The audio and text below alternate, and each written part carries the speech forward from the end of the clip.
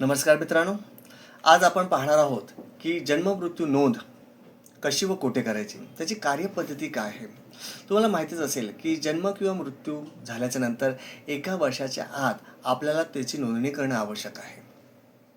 मग ती नोंदणी आपण ग्रामपंचायत, जिल्हा परिषद, महानगरपालिका येथे करतो. परंतु जर जन्म आणि मृत्यूची नोंद करण्यासाठी जर आपल्याला 1 वर्षापेक्षाही जास्त कालावधी लागला तर त्यासाठी सक्षम न्यायालयाच्या किंवा सक्षम अधिकाऱ्यांच्या परवानगीशिवाय अशी नोंद करता येत नाही. आणि त्यासाठीच जन्म मृत्यू नोंदणी अधिनियम 1969 व सुधारणा अधिनियम 2023 नुसार विलंबाने करावयाच्या जन्म मृत्यूची नोंदणीबाबत कार्यपद्धती निश्चित करण्यासाठी महाराष्ट्र शासन सार्वजनिक आरोग्य विभाग यांनी दिनांक 12 मार्च 2025 रोजी शासन निर्णय काढला आणि या शासन निर्णयामध्ये कार्यपद्धती निश्चित केली गेली.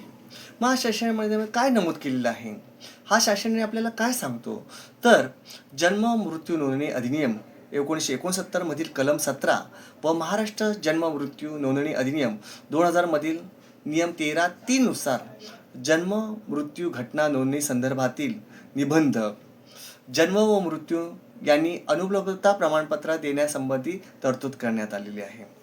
त्यानुसार आत्ता जन्म मृत्यू नोंदणी संदर्भात निबंध तसेच जिल्हा दंडाधिकारी किंवा उपविभागीय अधिकारी किंवा कार्यकारी दंडाधिकारी यांनी प्राधिकृत केलेले जे अधिकारी आहेत त्यांसाठी काही कार्यपद्धती निश्चित करण्यात आलेली आहे. मग आता आपण पाहूया की निबंधक जे आहेत या निबंधकाने कोणती कार्यपद्धती अवलंबवायची. पहिलं म्हणजे निबंधकाच्या कार्यक्षेत्रात नागरिकांचा जन्म आणि मृत्यूची घटना घडली असेल त्यावेळेला सबळ पुरावा त्याने घेणं आवश्यक आहे. मग सबळ पुरावा म्हणजे काय, तर समजा एखाद्याचा मृत्यू झाला असेल तर शवविच्छेदन अहवाल, प्रथम खबरी अहवाल, तसेच जर जन्म घरी झाला असेल तर अंगणवाडी सेविका व तत्सम अन्य कर्मचारी यांचे जबाब, प्रतिज्ञापत्र, रुग्णालयातील नोंदणीचे कागदपत्र, अन्य शासकीय अभिलेख इत्यादी प्राप्त करून त्याबाबतची खात्री करायची आहे आणि खात्री झाल्यानंतरच जन्म आणि मृत्यू नोंदीचे अनुपलब्धता प्रमाणपत्र त्यांनी द्यायचं आहे. तसंच कधी कधी काय होतं की जन्म मृत्यू नोंदीची अनुपलब्धता प्रमाणपत्राकरता किंवा जन्म मृत्यूची नोंद करण्यासाठी 1 वर्षापेक्षाही जास्त उशीर झालेला असेल तर अशा प्रकारे जेव्हा एखादा अर्ज करतो तो अर्ज करताना त्याच्यासोबत त्याने अनेक प्रकारची कागदपत्र जोडणं आवश्यक आहे. म्हणजे उदाहरणार्थ रुग्णालयाचे प्रमाणपत्र आहे, आरोग्यविषयक नोंदीचे पुरावे आहेत. आरोग्य नोंदणीचे पुरावे म्हणजे कोणतं, तर तुम्हाला असं म्हणता येत की लसीकरण आहे, शाळा प्रवेश निर्गम उतारा आहे, आई वडिलांच्या रक्ताच्या नातेवाईकांचे अधिवास प्रमाणपत्र, जन्म प्रमाणपत्र, शाळा सोहळ्याचा दाखला, जमीन उतारा, खरेदी खत, कर पावती, आधार कार्ड, पॅन कार्ड, अन्य शासकीय ओळखपत्र इत्यादी पुरावाचा विचार करून तसेच अर्जदारांची जी वंशावळ आहे आणि त्यांची ओळख पटवणारे शासकीय अभिलेख तसेच रहिवाशीबाबतचे जे शासकीय दस्तावेज आहेत, उदाहरणार्थ वीज पावती आहे, कर पावती आहे, यावरून त्याची सत्यता पडताळून घ्यायची आहे, खात्री करून घ्यायची आहे आणि खात्री झाल्यानंतरच जन्म मृत्यू नोंदीचे अनुपलब्धता प्रमाणपत्र त्यांना द्यायचं आहे. अर्जदार स्थानिक रहिवासी असेल तर त्याची पडताळणी करून घेणं आवश्यक आहे. निबंधकाने जन्म आणि मृत्यू नोंदीची अनुपलब्धता प्रमाणपत्र द्यावे. त्यासाठी तो समजा रहिवासी स्थानिक नसेल तर अशा वेळेला जन्म मृत्यू नोंदीचे अनुपलब्धता प्रमाणपत्र त्यांना देऊ नये. त्याकरिता त्यांनी स्थानिक चौकशी पंचनामा करूनच त्यांची खात्री करून घ्यायची आहे. विलंबाने जन्म मृत्यू नोंदीबाबत पडताळणी करून घ्यायची आहे. समजा एकाच कुटुंबातील अनेक सदस्य एकाच वेळी नोंदी घेण्याबाबत अर्ज सादर करत असेल तर अशा वेळेला त्याची अधिक सखोल चौकशी करणं आवश्यक आहे. जन्म मृत्यूचा जर विलंब झाला असेल तर त्याबाबतचे नोंदणीचे पुरावे उपलब्ध झाल्यास त्याची पडताळणी खात्री झाल्यानंतरच निबंधकाने ते अनुपलब्धता प्रमाणपत्र अर्जदाराला द्यायचं आहे. तसेच याबाबतचा जो आदेश असतो संपूर्ण प्रस्तावाची एक प्रत, स्वयंप्रष्ट अहवाल, अभिप्राय जिल्हा अधिकारी, जिल्हा दंडाधिकारी, उपविभागाधिकारी, तालुका दंडाधिकारी म्हणजे ज्यांना दंडाधिकारी यांनी प्राधिकृत केलेलं आहे यांना ती प्रत सादर करणं आवश्यक आहे. समजा काही वेळेला असा पण गैरप्रकार होऊ शकतो की समजा एखादं पुरावे खोटे आहेत, बनावटे आहेत, असं जर झालं तर लगेच अशा प्रकारच्या जर बनावट कागदपत्रांची लगेच माहिती आपण पोलीस विभागाला देणं आवश्यक आहे. ही झाली निबंधकाची कार्यपद्धती. आता आपण पाहणार आहोत की जन्म मृत्यू नोंदीची अनुपलब्धता प्रमाणपत्राच्या आधारे पारित करण्याच्या आदेशाबाबत जब जिल्हाधिकारी, जिल्हा दंडाधिकारी, उपदंडाधिकारी, तालुका दंडाधिकारी ज्यांना जिल्हा दंडाधिकाऱ्यांनी प्राधिकृत केलेले आहे अशा लोकांनी कोणती कार्यपद्धती अवलंब करायची आहे. तर पहिलं म्हणजे विलंबाने जर जन्ममृत्यूची नोंद घ्यायची असेल तर अशी जी प्रकरणं आहेत या अशा प्रकरणाची सखोल चौकशी करण्याचं आवश्यक आहे. रीतसर नोंदणी करून घेणं आवश्यक आहे. ज्याला आपण असं म्हणतो अर्धन्यायिक म्हणजे क्वजी ज्युडिशियल स्वरूपाचे जे असतात अशी प्रकरणं आहे त्याची रीतसर नोंदणी करून घेणं आवश्यक आहे.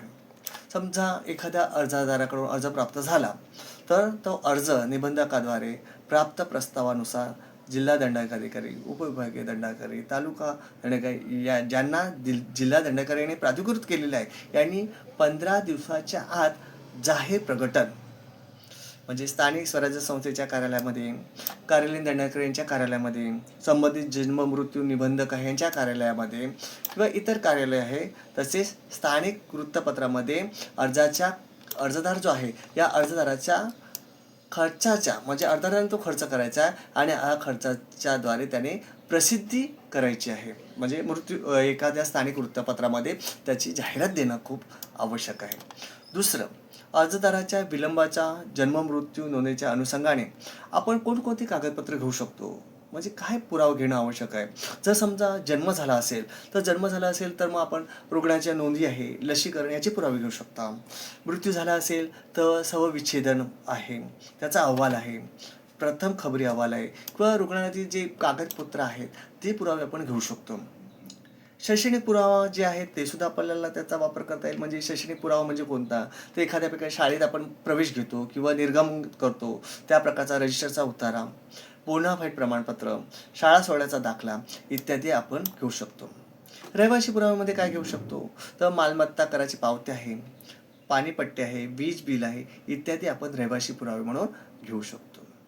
आता मालमत्ताच्या पुराव्यामध्ये काय घेऊ शकता तर तुमच्याकडे 7/12 असेल, नमुना 8चा उतारा असेल, वारस आपण नोंद करतो त्यावेळेस जो फेरफार होतो तो फेरफार, मिळकतीचा उतारा, नोंदणीकृत दस्तावेज इत्यादी आपण कोणते मालमत्ताचे पुरावे म्हणून आपण घेऊ शकतो. आता राहिलं ओळखाचा बाबतचा पुरावा काय तर आपल्याकडे ड्रायव्हिंग लायसन्स म्हणजे वाहन परवाना, मतदान ओळखपत्र आहे, पारपत्र आहे, आधार कार्ड आहे, बँक किंवा पोस्ट यांचं जे पासबुक असतो त्याच्यावर सुद्धा तो फोटो वगैरे लावलेला असतो आणि त्यावर सही शिक्का असते, जॉब कार्ड आहे इत्यादी आपण ओळखीबाबतचे पुरावे घेऊ शकतो. आणि कौटुंबिक पुरावे म्हणजे काय तर परिवारामध्ये जे सदस्य आहे या सदस्याचे जन्म प्रमाणपत्र, शिधापत्रिका, विवाहपत्र इत्यादी पुरावे आपण घेऊ शकतो. काही वेळेला प्राप्त अर्जदाराकडून जर समजा एखादे कागदपत्र बनावट असेल, अवैध असल्याची शक्यता विचारात घेऊन त्यासोबतचे सर्व त्या कागदपत्राची सत्यता पडताळणे आवश्यक आहे आणि त्यासाठी संबंधित कार्यालयाकडून त्याबाबतच्या पडताळणीचे लेखी अभिप्राय 15 दिवसाच्या आत मागवावेत. म्हणजे तो आपला अहवाल 15 दिवसाच्या आत तो सादर करेल. अर्जदार अर्ज करताना स्वघोषणापत्र किंवा शपथपत्र देतात. मग हे शपथपत्रावर 2 स्थानिक प्रतिष्ठित नागरिक, पोलीस पाटील, विशेष कार्यकारी अधिकारी, तंटामुक्ती अध्यक्ष, राजपत्रित अधिकारी यांची स्वाक्षरी घ्यावी आवश्यक आहे.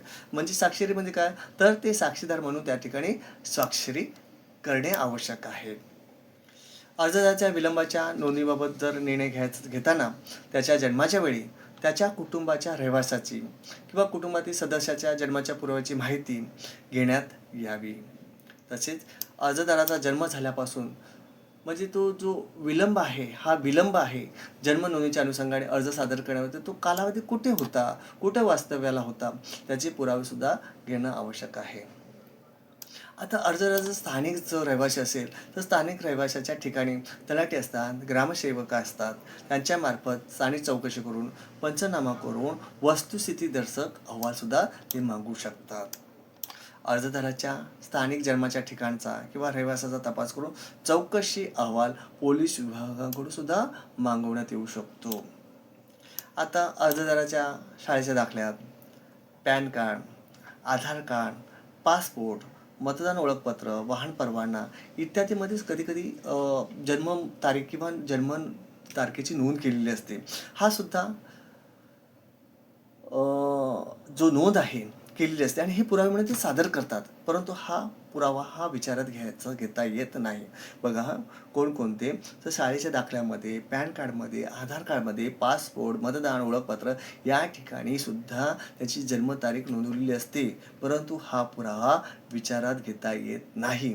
असा निर्णय उच्च न्यायालयाने आपले जे निरीक्षण आहे ते नोंदवताना दिलेलं आहे, म्हणून तो पुरावा आपण ग्राह्य धरू शकत नाही. अर्जदाराच्या जन्म मृत्यू नोंदीच्या अनुषंगाने तत्कालीन पुरावे जसे म्हणजे रुग्णाचे पुरावे हे, रहिवासी पुरावे हे, कुटुंबातील आपण अन्य सदस्यांचे जन्माचे पुरावे, रहिवासी पुरावे हे सर्व घेणं आवश्यक आहे. आणि ह्या सर्वांची कौटुंबिक नातेसंबंध तपासूनच अशा व्यक्तीच्या जन्म मृत्यूच्या विलंबाची नोंद घेणं आवश्यक आहे. म्हणजे ज्या व्यक्तीची विलंबाने जन्म नोंद घ्यायची आहे अशा सज्ञान व्यक्तीचा अर्ज दाखल करणं खूप आवश्यक आहे. त्याबाबत अर्जदाराकडून अर्ज, शपथपत्र, घोषणापत्र, जबाब, तपासणी सक्षम करणं आवश्यक आहे. तसेच व्यक्तीमार्फत तसेच म्हणजे बनावटी जी लोक असतात ह्यासुद्धा कधीकधी काय करतात, बनावटी व्यक्तीच्या नावाने विलंब जन्म नोंद घेण्याचा अर्ज करू शकतात व ती नोंद घेता येत नाही. त्यासाठी आपण खात्री करणं खूप आवश्यक आहे. आता जाहीर प्रकटनात नुसार जर एखादी हरकत आली किंवा तक्रारी आली तर त्या तक्रारीच्या अनुषंगाने आणि उपलब्ध कागदपत्राच्या आधारे किंवा पुराव्याच्या आधारे सुनावणीसुद्धा घेता येते आणि सुनावणी घेऊन विलंबाच्या जन्म मृत्यू नोंदीच्या सिद्धतेबाबत सविस्तर आदेश पारित करावा व या आदेशाची प्रत निबंधकांना अग्रेषित करण्यात येते. म्हणजे जो तहसीलदाराने जे आदेश दिला असेल किंवा पूर्वी कोर्टामार्फत अशा प्रकारचे आदेश निघत होते, परंतु आता हे अधिकार मी तुम्हाला सांगितल्याप्रमाणे जिल्हा अधिकारी किंवा जिल्हा दंडाधिकारी आणि जे प्राधिकृत केलेले जे प्रतिनिधी असतात किंवा अधिकारी असतात यांच्यामार्फत ते दिले जातात. म्हणजे तहसीलदाराने जे दिलेला आदेश आहे हा प्रमाणपत्र मानलं जातं. हा एक प्रकारचा आदेश असतो आणि ह्या आदेशाची नोंदीनुसार BMC म्हणा, ग्रामपंचायत, जिल्हा परिषद या ठिकाणी त्याची नोंद घेतली जाते, त्या आदेशाची घेतली जाते. ज्या प्रकरणामध्ये नोंद घेण्यासाठी सबळ पुरावे नसतील किंवा खोटे व बनावट पुरावे तयार करून निर्देशात आलं असेल तर अशा प्रकरणामध्ये आदेश पारित करून त्याबाबतची तात्काळ माहिती पोलीस स्टेशनला देणं आवश्यक आहे. म्हणजेच ज्या लोकांनी खोट्या बनावटी पुराव्याचा अर्ज दाखल केला असेल अशा अर्जदाराविरुद्ध फौजदारी स्वरूपाची कारवाई करण्यात येते.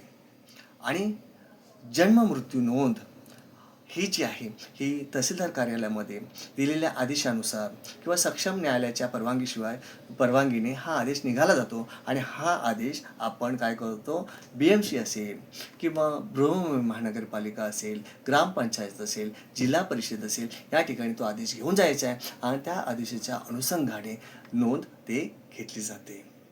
म्हणजे अनेक प्रकारचे व्हिडिओ या ठिकाणी आलेले आहेत, परंतु त्यांनी सविस्तर माहिती या ठिकाणी दिलेली नाही आणि आपण ही सविस्तर माहिती या व्हिडिओद्वारे मी तुम्हाला देत आहे, जेणेकरून लोकांना त्याचं ज्ञान होणं आवश्यक आहे. जन्ममृत्यू अधिनियम 1969 आणि सुधारणा अधिनियम 2023 अन्वये ज्यांचा जन्माची नोंद किंवा जन्ममृत्यू नोंद जर 1 वर्षाच्या नंतर करायचे असेल तर अशासाठी महाराष्ट्र शासन सार्वजनिक आरोग्य विभाग यांनी जो GR काढलेला आहे, जो GR 12 मार्च 2025 रोजी एक शासन निर्णय काढलेला आहे, या शासन निर्णयामध्ये अशा प्रकारची कार्यपद्धती त्यांनी नमूद केलेली आहे. आणि मग ती कार्यपद्धती जो निबंधक आहे या निबंधकाने कोणती कार्यपद्धती अवलंबन करायची असेल, तसेच जिल्हाधिकारी, जिल्हा दंडाधिकारी यांनी प्रातिनिधिक केलेले जे अधिकारी आहेत त्यांनी कार्यपद्धती कोणती अवलंबन करायचा याची कार्यपद्धती त्यांनी नमूद केलेली आहे. आणि ही कार्यपद्धती नमूद करताना कोणते कागदपत्रे, वास्तव्याचे कागदपत्रे कोणते घ्यायचे, रहिवासी कागदपत्रे कोणते घ्यायचे, जन्म पुराव्याचे किंवा मृत्यूचे पुराव्याचे कागदपत्र कोणते, हे सविस्तर माहिती त्या GR मध्ये त्या शासनामध्ये सांगितलेली आहे. एकदा आपण तो शासन निर्णय नक्की वाचावा आणि त्यामुळे तुमच्या ज्ञानामध्ये भर पडू शकते. धन्यवाद.